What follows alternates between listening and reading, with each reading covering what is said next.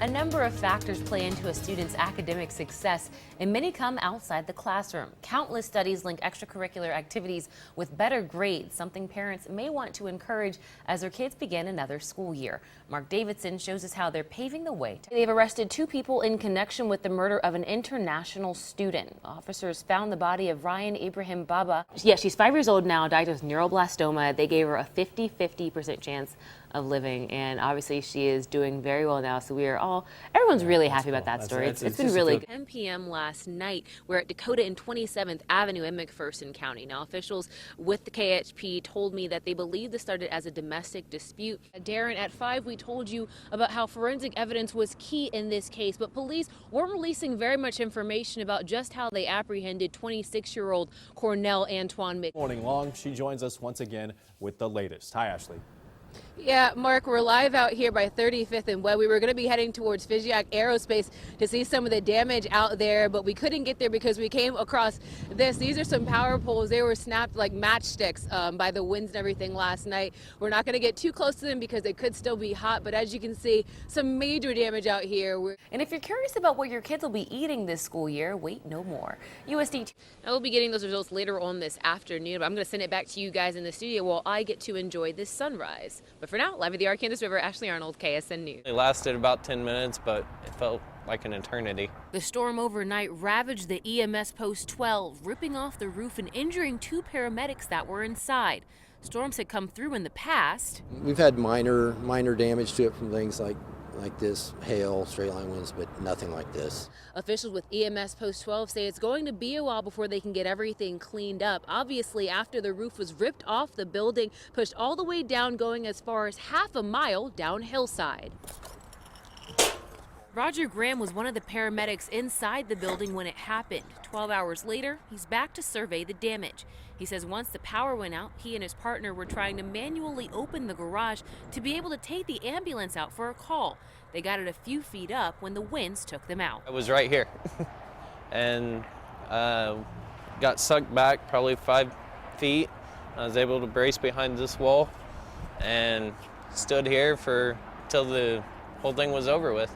It was several minutes before they even realized that the roof had been taken off. Let dispatch know that we were all right and came back out and realized the moon was shining through the roof.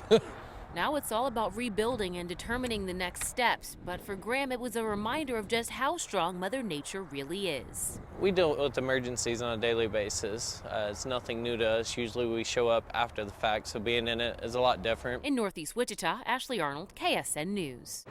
It was the 1940s when Connie Palacio first met Doc right here in Wichita. Here, all these rivets here. Come in this way, that way, and way up there. That's all your work. All my work, yeah. And Friday, it came back to life in a way even she had never imagined. Oh, it feels wonderful to see it again. You know, I never thought I would see it like the whole plane again, because when it came in, it just came in by pieces, you know. Boy, it's great. I can't tell you how happy I am to see this plane. Since 2000, there have been efforts to restore Doc. Now they're all paying off. So for the last 15 years, we've taken every piece of this airplane apart, inspected it, cleaned it, gotten it ready, turned this. It's a remanufactured airplane. It's better than it was when it came out of the factory the first time. From the bottom to the top, the plane was restored after being brought back from the Mojave Desert, where it sat for 42 years. Doc did radar calibration duty with a squadron known as the Seven Dwarfs, target towing, soon becoming a target itself. The fact that it's made it this long makes its ties to Connie even stronger. It feels great when you think that when I was 18, I rivet those, and then here I come at night and I see the same rivets that I put in. At the Air Capital Flight Line, Gate 6.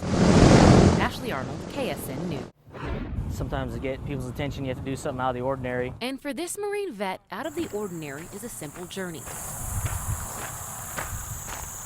Trekking nearly 160 miles to get the word out about Project 22. The film's not just for veterans, it's for anybody who has issues, and it's also for family members to kind of, help them understand more, so everybody benefits from it. The movie goes cross-country. talking to veterans, healthcare providers, and researchers about life-saving alternatives for those dealing with post-traumatic stress or traumatic brain injuries. A lot of people counting on us to finish it, and so. For Marquez, who is one of the vets featured in the movie, his decision to walk from Tulsa, Oklahoma to Wichita, Kansas for a showing of the film was an easy one. The vets deserve to be taken care of, and this is just a small piece for me to do to help, or for us to do to help them.